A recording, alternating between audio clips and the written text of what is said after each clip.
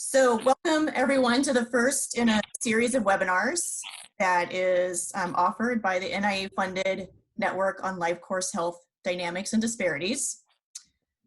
First, let us say that we hope you and your families and your communities are all doing okay. We have a terrific turnout today. We have 56 people registered for the webinar, including the 5 people that you can see on the screen. So Jennifer Ailshire, Sarah Burgard, Bob Hummer, Kathy Forrest, and me. In addition to many other network members, our advisory board, and our NIA program officer, Georgianne Patmios. So thank you all for joining us today. So I will start by showing you the agenda. Actually, Jennifer Ailshire will show you the agenda.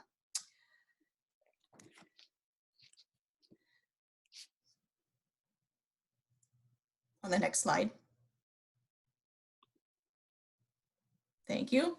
So I'll make just a few brief remarks to kick us off, and then I'll turn it over to Bob Hummer, who will summarize what we accomplished over the past 5 years of the network and give you some insights as to where we plan on going for the next 5 years.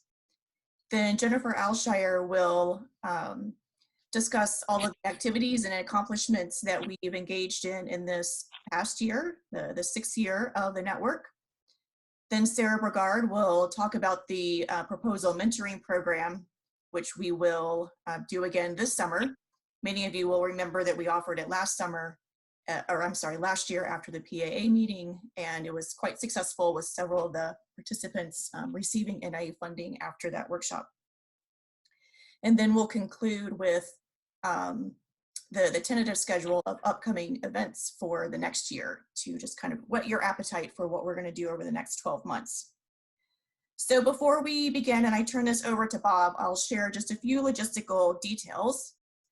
Before we, the webinar is being recorded, so we will post the slides and the recording on the network, the new network website. And to avoid disruption of changing who's sharing their screen with each presenter, we have one deck of slides that Jennifer Ailshire will be advancing for us. I mention this only because you'll probably hear us say next a lot over the next hour, and that's why. So if you have any technical issues during the webinar, you can insert your question into the Q&A box, which should be at the bottom of your Zoom screen, highlighted there in that red oval. But if you're having problems even accessing that Q&A box, you can email your question to Erin Bassetti. Her email is at the bottom here of this slide. Erin is a PhD student here at Syracuse, and in addition to being a terrific sociologist, she's also a guru when it comes to Zoom. So she is on standby in case any of us have technical issues. So I'm going to turn it over now to Bob Hummer. Oh, sorry, let me say something else about the Q&A. So the way it'll work is that after each presentation, each of us will take questions. So at any point during the webinar, if you have a question, please go ahead and put it in the Q&A box, and then we'll get to the queue of questions after each person speaks. So that's all. Bob, I'll turn it over to you. Okay, thank you, Jennifer, and I'm thrilled to be here. I wish we were all together last week in DC. That wasn't to be, of course. A little plug for next year's PA already. I'm president-elect of PA, and therefore already planning the meeting for next year. We are going to have a full meeting next year, no matter what, either in person or virtual or some hybrid version of that. It's going to be a great meeting, no matter how we do it, and you'll be hearing a lot about that in the coming weeks and months. So stay tuned, and look forward to being here and to another network meeting next year. So in terms of the network itself, I'm really excited to talk just very briefly about the origins of the network. That again, we're really in years 6 through 10 of the network. So talk briefly about the first 5 years of the network, and then provide an overview of our plans for years 6 through 10. I'm doing this, of course, on behalf of my co-principal investigators, Jennifer Ailshire, Sarah Burgard, and Jennifer Montez. Okay, so next.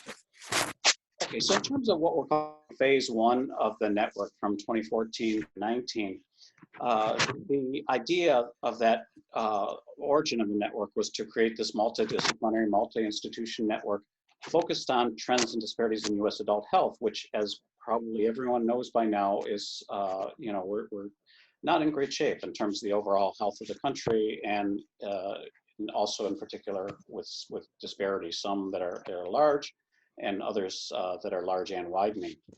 A really important part of the network of phase 1 was to launch the research trajectories of junior scholars, which I think we did a great job with. And third was really to advance scientific understanding on trends and disparities through pilot grants on yearly specific topics that we covered at our post-PA meeting, and to stimulate grant proposals and research activity in those areas. And I can't give credit enough to Eileen Crimmins, Mark Hayward, and Jim House, who were the other PIs along with myself for the first 5 years of this network, and we really had much fun together, as well as a very productive 5 years of work. Okay, so next. So just a few of our successes over those 5 years. We increased the membership from 30 to over 100 people. Not all 100 came to every meeting we had, but over 100 people participated in network activities over the 5 years with great disciplinary breadth, sociology, economics, demography, epidemiology, medicine, and more. We held those 5 thematic meetings on the Saturday evening and Sunday after PA. We were planning to do that this year. We hope to do that next year and in the coming years, and that's our plans. Those meetings worked very well and were really a highlight of our network. We issued 20 pilot awards to members of the network, many of whom are participating in this webinar right now. Those pilot awards and other network activities resulted in over 30 grant submissions to various agencies, and at least 14 awards to date that we've been able to track. And the network was also credited with at least 20 peer-reviewed articles and perhaps more that are still in the pipeline. So all of those things were indicators of tremendous success of phase 1 of the network. So next. As such, we applied for funding for continuation of the network with the new cast of PI characters that you see on your screen. And with the following overall objective, straight from the grant proposal. The idea here was to strengthen and focus the network on emerging, established, and underrepresented life course and aging researchers, and to generate new evidence and disseminate data and analytic resources to better understand the trends and disparities in U.S. Adult health and longevity across the life course. And I could have even underlined this last part, and in geographic context, because a major emphasis of this phase 2 of the network is going to be to focus our efforts on health and longevity across the life course in geographic context. And in fact, year 1 that we're currently in, well, year 6, but year 1 of phase 2 is focused really on the state level, on state context, and how do state contexts influence U.S. adult health and longevity. A brief bit about the context of this project. We've had a precipitous fall in U.S. health rankings over recent decades. We're no longer not at the top, we're nowhere near the top of health and longevity rankings, and that's of concern to all of us. We've seen some large and growing disparities by race, socioeconomic status, geography, gender, and more that are of great concern as well. We know that a life course lens is essential, even to understanding aging and health in old age.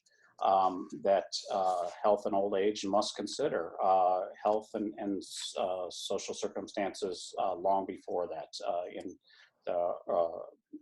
childhood, throughout adolescence, and into the young adult ages, as well as in old age. And as I emphasized already, we want to focus on geographic context as necessary. States, local areas, neighborhoods, and so forth all contribute to the health and health disparities in our country. And we want to make sure that researchers are giving appropriate attention to how geographic contexts influence health and health disparities. Okay, so the first of these aims, again, specifically, is we want to focus scientific questions.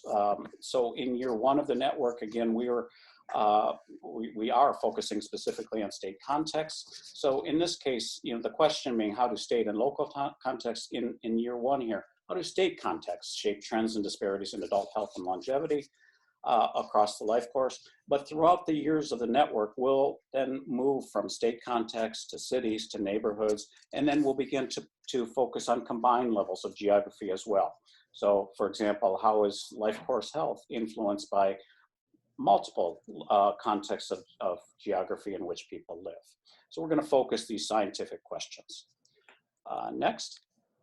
For aim 2, we're going to strategically grow the network. It's wonderful to see both returning names on the list of participants here, as well as lots of new names. And that's our intent here. The network is open and evolving. That's something we learned that we embedded in the first phase of the network, that we're continuing to the second phase. We want to grow the network of emerging, established, and underrepresented scientists who will collaborate to investigate the questions that we continue to lay out across the 5 years. So we are aggressively recruiting new members. I think we've got 2 or 3 new members in the last week even that we signed up for this webinar and learning for the first time about this network. But we also want to include established researchers as well. So the combination of folks has led to very engaging scientific meetings over the last 5 years, and I'm sure that'll happen in the next 5. We are aggressively recruiting and openly welcoming underrepresented minority scientists. That's been a major effort of the first year of this phase 2, and will continue to be over the next 5 years. And we're going to focus all of the network talent on tackling our strategic questions. Okay, third. We're going to provide development and training opportunities for the network scientists. We're going to do so through pilot grants. In fact, we've already made 5 pilot awards that Jennifer Ailshire will talk about in just a few minutes in our year 6 of this project. We're going to provide grant proposal mentoring that Sarah's going to talk about shortly, that some of you, I'm sure, have tuned in to hear about. We're creating working groups to focus in on specific scientific questions. We're going to hold our annual meetings. Unfortunately, we weren't able to do so this year, but we're replacing the first year annual meeting with a series of webinars over the next year that we'll detail here in a few minutes. And we'll be holding webinars like this and on specific content, that we'll be developing along the way as well. So finally, aim 4, we're also, through our website and through other activities that Jennifer Ailshire will talk about shortly, we're working on developing and disseminating data and analytic resources to help facilitate answering the questions that we're going to focus our network activities on. So for example, we're developing a catalog of contextual databases for aging research that will be on our website, so that researchers who are interested in contextual data don't always have to go back to square one to find good contextual data and to link those to their own data sets. We're developing strategies for linking databases, analytic approaches for examining contextual effects. Some of these are very difficult. For example, when we have multiple layers of context, and how do multiple layers of context influence individual level health outcomes. So we'll be bringing people in, experts who are working on those kind of things in years 4 and 5 of this network. And then along the way, we'll be holding webinars, briefings, and data visualizations to help with not only disseminating analytic resources, but also for facilitating research in these key areas. Okay, so that's just an overview of kind of what we're up to, what we've been up to in the first 5 years, what we're up to now and over the next 5 years. We've got to credit a tremendous number of other people who have helped us with these activities.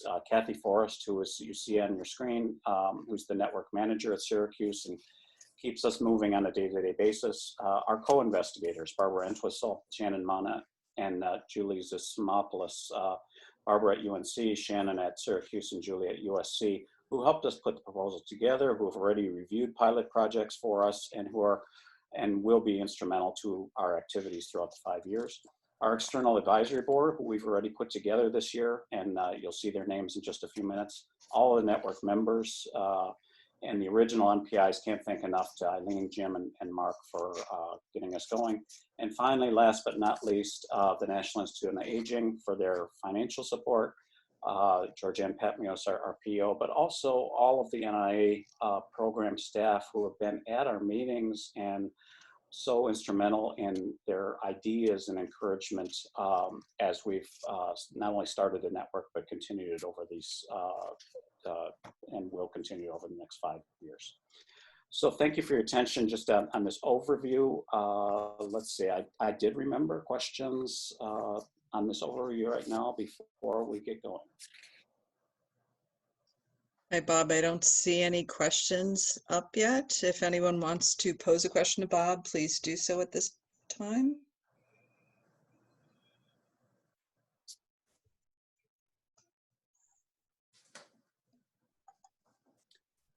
If not, again, we're happy to take questions at any time.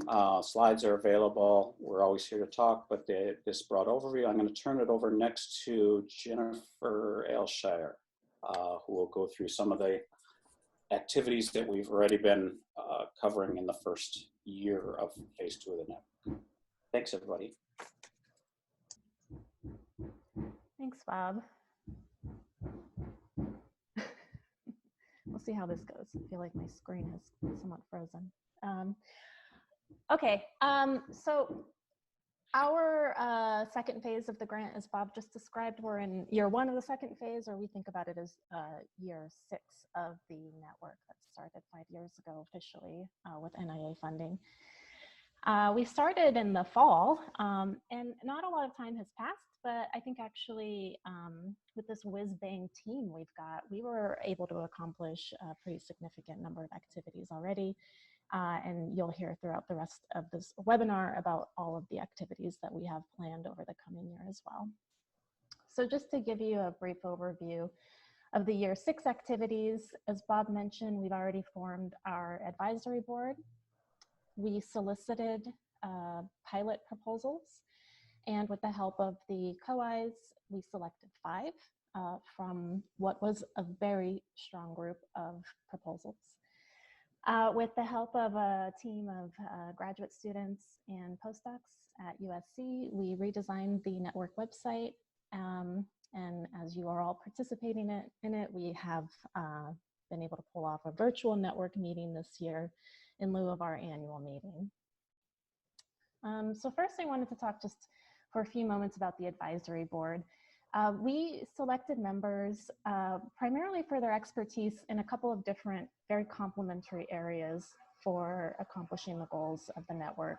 And that includes expertise in life course health disparities, in geographic context, and also because what we're proposing to do with this network requires a fairly substantial data lift, we were particularly interested in having the guidance of people who are known for their expertise in development of data resources that have just benefited our research community so tremendously.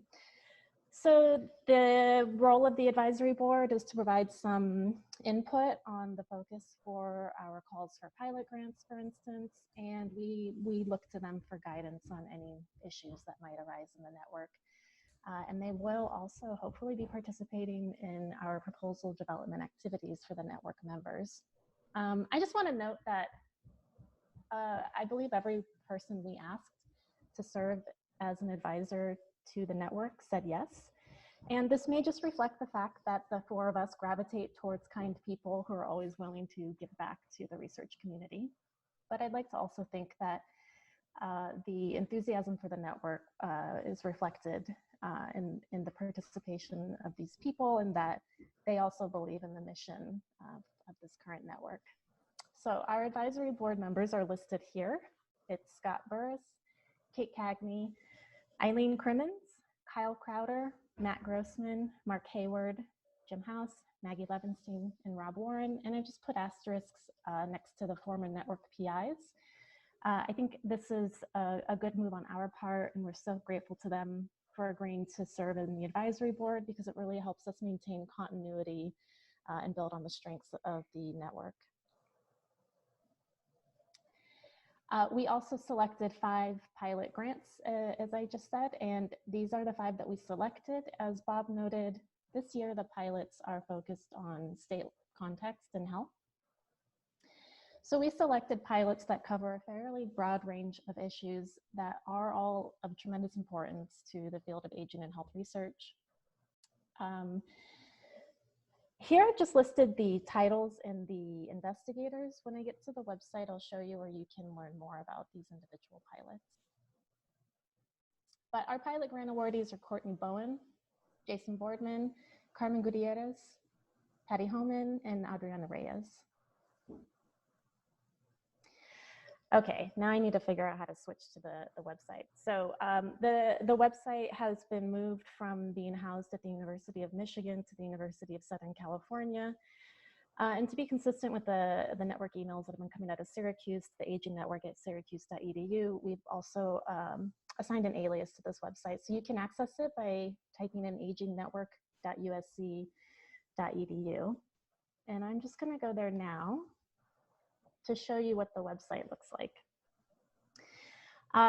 So first I want to thank one of my graduate students, Margarita Osuna, for redesigning our logo. We thought it was a nice kind of shift to demarcate the next phase of the network. And just so people understand what the significance of the logo is, these are the school colors of each of the 4 participating director sites. And they're kind of blended together because we work together so closely. So you'll see that on the homepage, we have this little slider that where we'll be putting kind of the most up-to-the-date information about the network. And you can always click on the little radio button to learn more.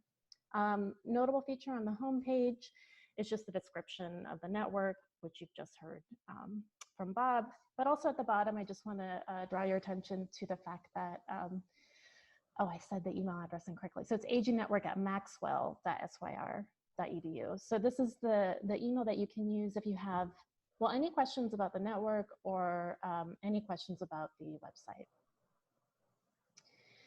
I also want to just go through a couple of these tabs to show people the kind of information that we have on the website. So on the people page, we've listed the site directors, of course, Kathy, our program administrator, who's so instrumental for us getting anything done, a program officer, the co-Is. And then for the advisory board, we have more of the information about these people, including what universities they're from, and you can always click on their names to learn more about their areas of expertise. And now I have a bit of a favor to ask of the network members. We've tried our best to list everyone who we know to be affiliated with the network. If you find that you're not listed here, definitely shoot us an email. And the other thing that we noticed is that oftentimes university information lags behind the current state of affairs. So there are people who have been promoted, people who have moved to new universities. We don't necessarily know that from our web-based searches. So if you could just do me a favor, spend a couple of minutes looking at the information, let us know if anything needs to be updated or if you need to be added, that would be really fantastic. As I said, you can learn more about the pilot projects from our website as well. Eventually, we'll put the call for proposals for the next set of pilots up. But here you can actually click on individual pilots. For instance, this is Courtney's, and here's where you can read the abstract to learn more about what the individual pilots are. We have the pilots listed for every single year, so you can also go back in time to see what kind of pilots have been funded by the network. And in the future, what we'll be doing is updating the pilots page so that in addition to seeing the abstract, you'll be able to see any publications or grants that resulted from the pilot work. I'm not going to spend too long on this page because it's under construction, but I think that this is probably the part of the website that will be most useful to network members. This is where we're going to be assembling all of the data resources, data visualizations, and content that we think would most benefit our network members as they try to either integrate geographic elements into their work, integrate different levels of geography, or think about theoretical and empirical strategies for integrating across geographic contexts. So this will be a page that is constantly under construction, and you should check back from time to time. Of course, we'll let people know through emails on the network member list when we have updates to the resources page as well. All of the publications that we know about that have resulted from pilot work can be found on the publications page.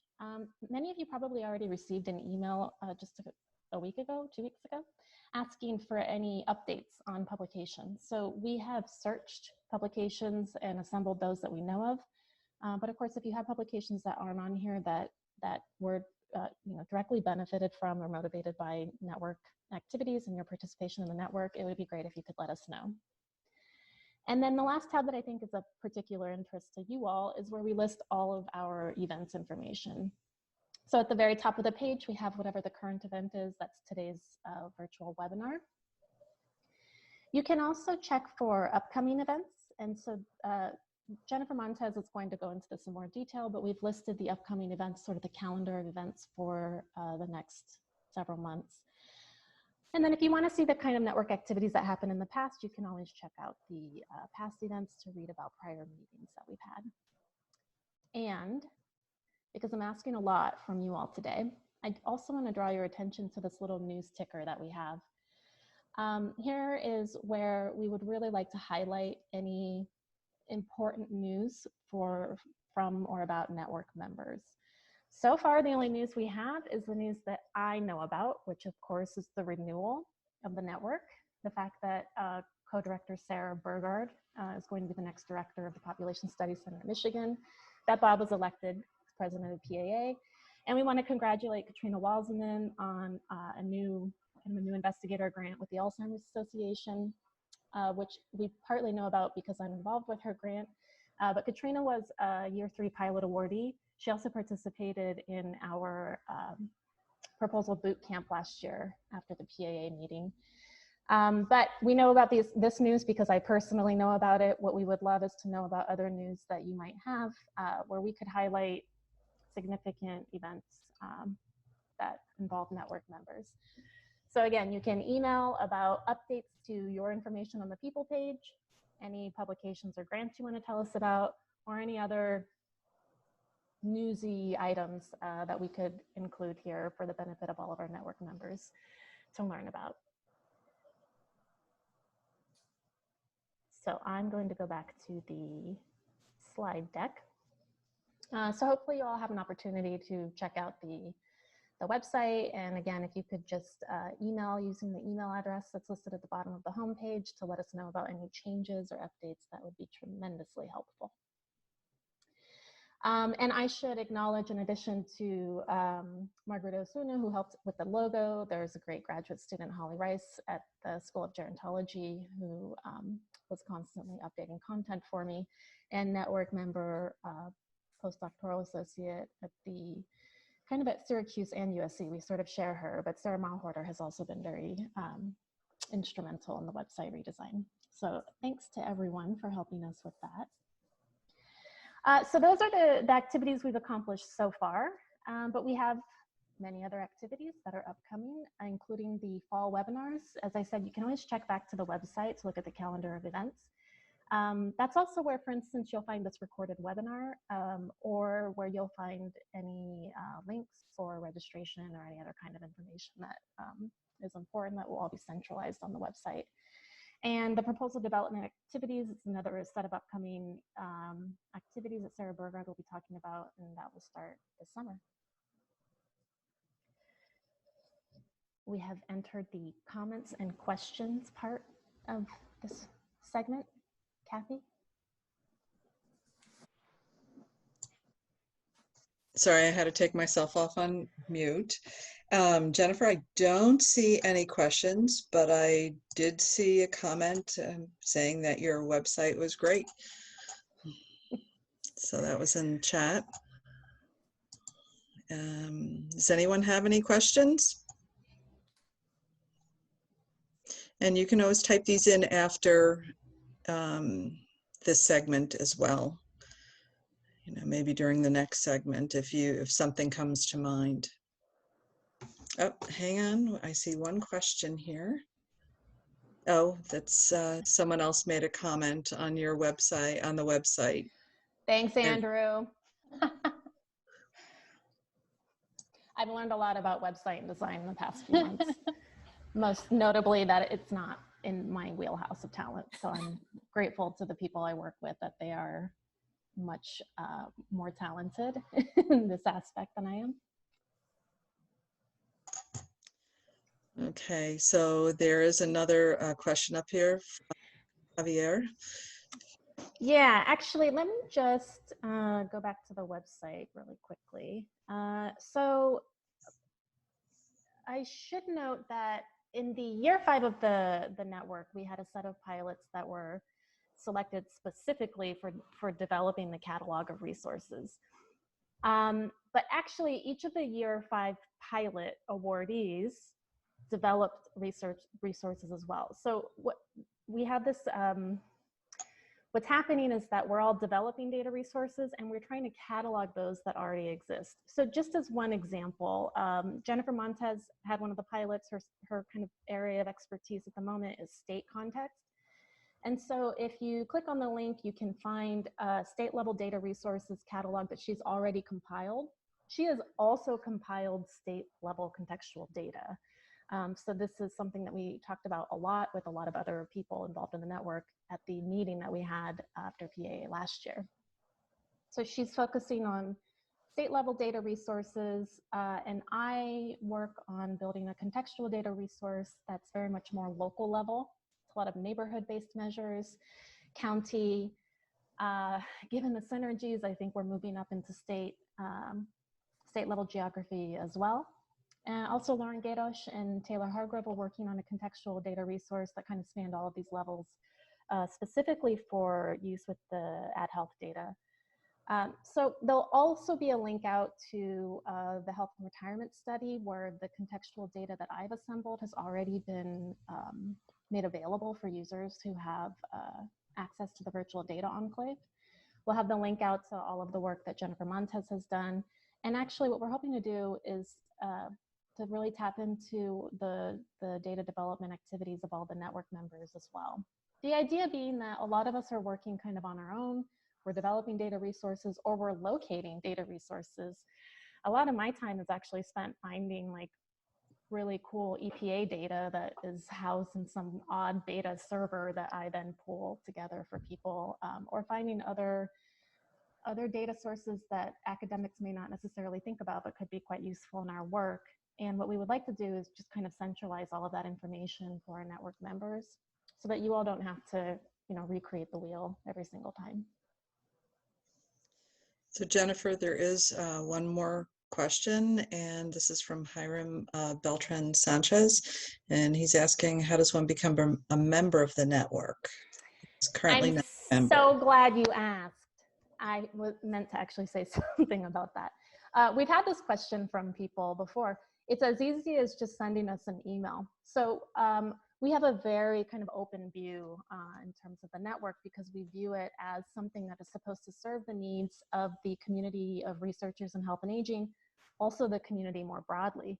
So we're very open to having members, and you know, we're especially hoping to attract people who perhaps worked in geography but didn't think about life course, or who worked in life course health but did not necessarily think about incorporating geography. And we're really hoping to get this very multidisciplinary deep bench of scholars across the range of the career from junior to senior scholars so that we can create synergies within the group and tackle some of these very complicated questions that we have about the past, current, and future of health and longevity in the United States.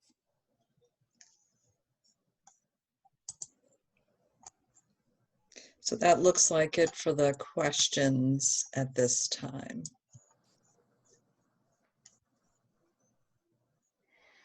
Well, then I'm very happy to pass this on to Sarah Burgard to talk about our proposal mentoring program.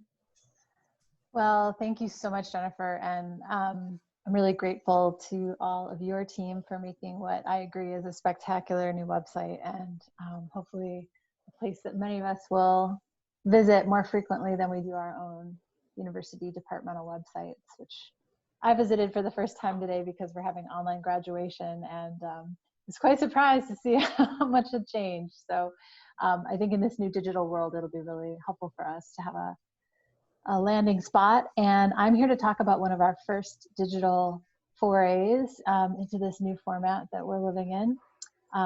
So one thing I wanted to say before I tell you some of these details is just that we're going to send out an email right after this meeting or soon after this meeting to repeat the information I'm going to say in print form, so you don't have to take notes. You can rest easy as I just walk through some basics and try to answer any questions that might immediately come up. But we'll be sending the information to you so that you can sign up if you're interested or gather more, ask questions and so forth. So if you could turn the slide, Jennifer. I just have one slide here, so I'm just going to walk through it and tell you a little bit about the proposal mentoring program that we have in mind for this new budget year. And since we weren't able to do this in person at the PAA meeting, we're going to actually, I think, luxuriate in more time and space and opportunity to mentor you. So it may end up being lemonade after the changes we've all been through. So to be a part of the proposal mentoring program this year, the eligibility criteria are just that you're a network member. So if you're on this call, or if you were invited to this call, or if you join very soon with our network, you could be eligible to participate. And we're hoping that we can focus this year on NIH proposals, preferably NIA friendly. And this of course makes sense given the nature and the source of our funding. And it's easier for us to focus on the set of NIH rules and practices that are going to apply across a range of grant mechanisms. So if you're thinking about an R03 or an R01 or a K, those are all possibilities for you to think through. And we have really quite, as Jennifer mentioned, a deep bench in our PI, co-I, and advisory board group to give you really good advice and a treasure trove of knowledge on NIH funding. So this year, instead of just doing the one-day event, we're going to have 2 rounds of potential proposal mentoring.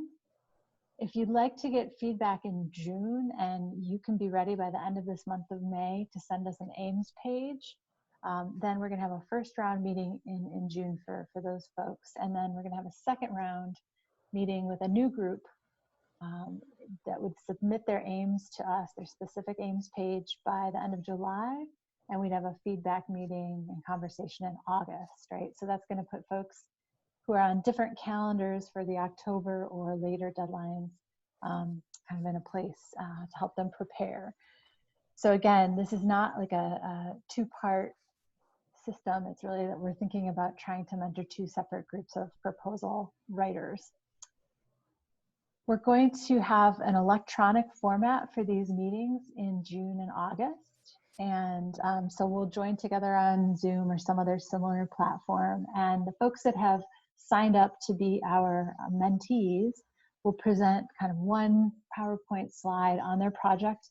The folks who are on the other side and are prepared to give feedback will have taken a look at the Ames page already. And so it'll just kind of refresh everybody's memory. We did something like this last year at PAA. At our network meeting post PAA, and it was helpful to get everybody on the same page, but we really want to spend the time talking and not having you give an elaborate presentation. So that hopefully won't be too much work either. And then we're going to have a group comprised at this meeting of our, as I said, of our current PIs, our co-investigators on this grant, and our advisory board members. And those are the folks that are going to be giving potential feedback to you. And what I'll do with the help of my colleagues is to, once we get specific Ames pages from some of you, assign 2 of the people from that group to kind of lead the discussion, be the main comment providers and lead the discussion on that proposal. But we'll also be developing just sort of a repository of those Ames pages And I should have mentioned before, if you have more than a names page, if you have additional materials, you should definitely send those as well, and we'll provide comments on sort of whatever you have, but it needs to be a complete aims page or more for us to really be able to give you good feedback. So we'll all take a look at that. We'll take a look before the meeting and during the meeting and give you some focused feedback on the proposal, strategies for improving the substance and the pitch, and other kinds of issues that might come up. And so I will also mention, as we've alluded to already, that later in the year, we're going to have another opportunity for mentoring on proposals and external funding in December, which will be providing more general advice for obtaining external funding to support your health and aging research in the areas that the network is known for. I will also say that, you know, this is a great opportunity for us to begin using webinar and electronic connections more extensively this year, rather than only meeting this one time a year at PAA. And as much as I miss so many of you that are in that list, just as much as Jennifer does, having more frequent contact might actually be a really great silver lining for all of us. And we're using this proposal mentoring project as a way to start to launch those more intensive connections electronically this year. So I want to just stop here and thank you. I look forward to any questions that you might have for us right now. But I also just want to remind you again that we're going to send out an email that contains all of this information, as well as a pointer to how to sign up if you'd like to be part of the program, and how you can send your materials to Kathy and then have that start the process of joining one of these meetings this summer. But I also want to thank all the rest of the folks on this Brady Bunch board that you're seeing, as we've developed an alternative this year to the really successful proposal mentoring that we did last year. So thank you, Sarah. I don't see any additional questions for Sarah, but if you have any, please type them into the Q&A.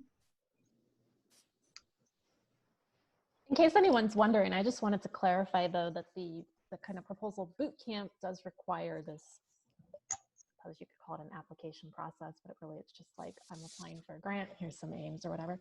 But the webinar is not limited. The webinar is for the entire network. And that's the kind of thing that we would also archive on the website. So if you can't attend the webinars, those will be there. Or it's also like, you know, maybe you're not putting a proposal in now, but the webinar will be there for your future use. And so that's some of the resources that will be housed on the website going forward. Thanks for clarifying that, Jennifer. I really appreciate it.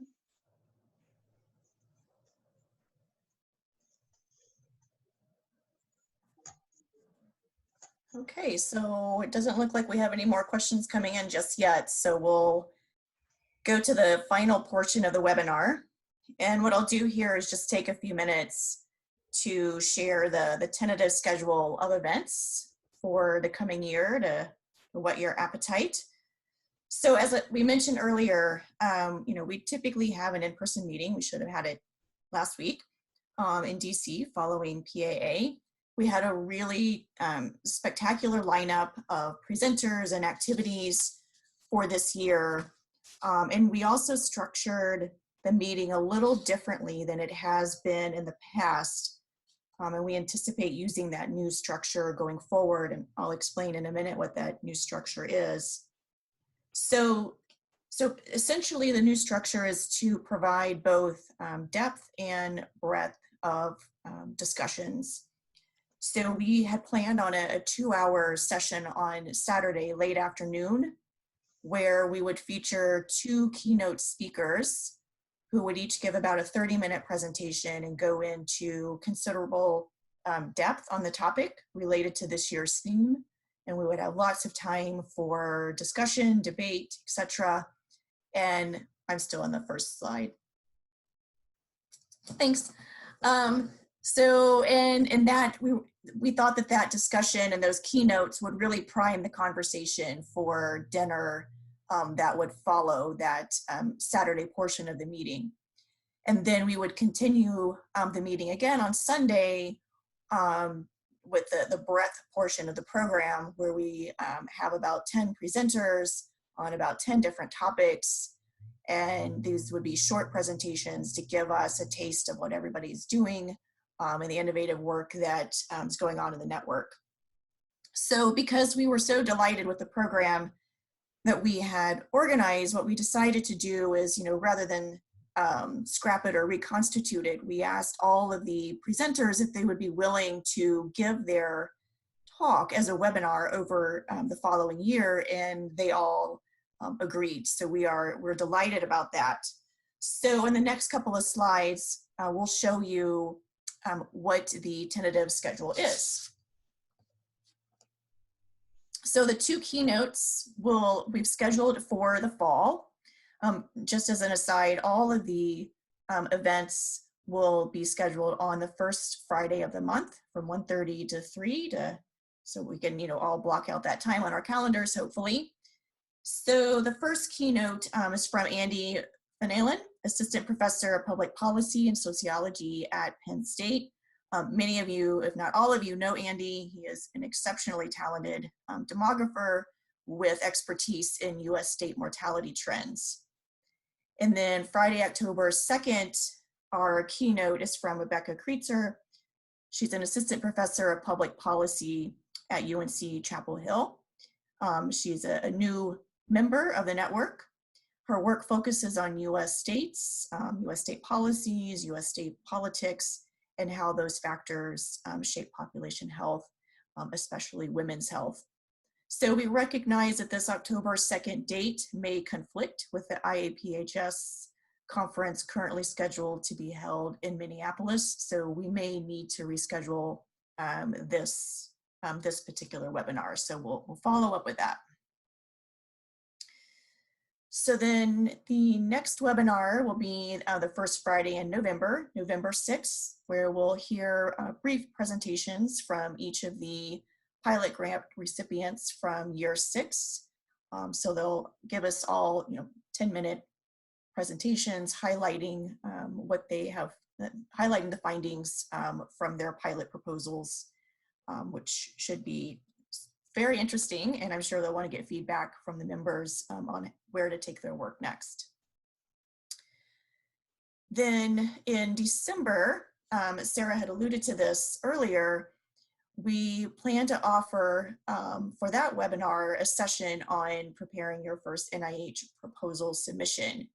And we've left the topic here pretty broad because we want your feedback on the topics that you would like us to cover during that particular webinar. So we'll be in touch later this fall to solicit your feedback on precisely what would be most valuable to you during that session. Then we will resume the webinars in 2021 in February from Scott Landis will be the first presenter of 2021. So Scott Landis is an assistant and soon to be associate professor of sociology at Syracuse University. Scott will share his findings from his NIA-funded research examining erroneous cause of death coding for persons with developmental disabilities and how US state policies and programs affect the prevalence of those errors. Then in March 5th, we'll hear from Scott Burris, who many of you met last year at the network meeting in Austin. And we're delighted that Scott is now a member of the Network Advisory Board. So Scott has been at the forefront of the development of legal epidemiology, which I have become a big fan of. So that examines how law is a key factor in the development and distribution of adverse health outcomes. So he directs the Center for Public Health Law and Research at Temple University, and he'll discuss ways that those of us in the network can collaborate with researchers at his center to get quantitative data on policies, probably at the state level, but data that's very useful for the kind of work that we're doing in the network. And then our final webinar of the year will take place on April 2nd. The webinar will be given by Taylor Hargrove, Assistant Professor of Sociology at UNC Chapel Hill, and Lauren Gaydosh, Assistant Professor of Health Medicine and Society at Vanderbilt University. So as Jennifer mentioned earlier, Taylor and Lauren were recipients of pilot grants in year 5. And the intent of that grant was to create a contextual database that would then be linked to the Ad Health survey. So this is a heroic effort, and they've created just a super valuable set of contextual data, and have linked a lot of it, if not all of it, already to the to Ad Health. So they'll give us an update in April on what they've done, what data is available, and how the rest of us can access it. And then, of course, we plan to resume our in-person meeting in May in St. Louis after the PAA meetings. So that is the upcoming set of events. As I said, it's tentative. All of the speakers have indicated their availability during those days, but we'll all have to be flexible. Who knows what the future holds? But Jennifer Ailshire will keep us all updated on the website about those days, and we'll be sending you updates and reminders about the webinars. So we'll conclude with another opportunity for Q&A, but before we do that, I want to thank you all for participating in the webinar today. I want to again thank NIA for their support over the last 6 years in allowing us to create this great network and do some really innovative work. The slides and the audio will be posted on the network website soon. So if you want to check back on anything, please visit the website. Any suggestions, any feedback after the webinar, please feel free to send it to any or all of us. We would be grateful for your feedback. So I'll stop there and see if there are any questions. I haven't seen any new questions, Jennifer. I just want to highlight in the chat, though, we have an offer from an NIA program officer that they could present some tips for our December 4th session. We are going to take you up on that offer. Fantastic.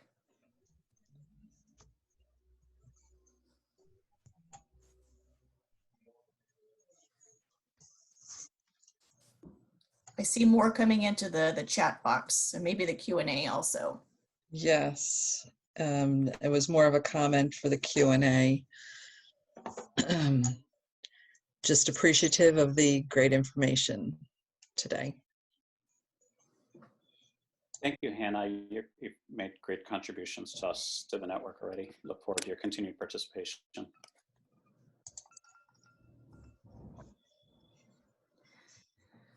Well, I think this concludes the first webinar.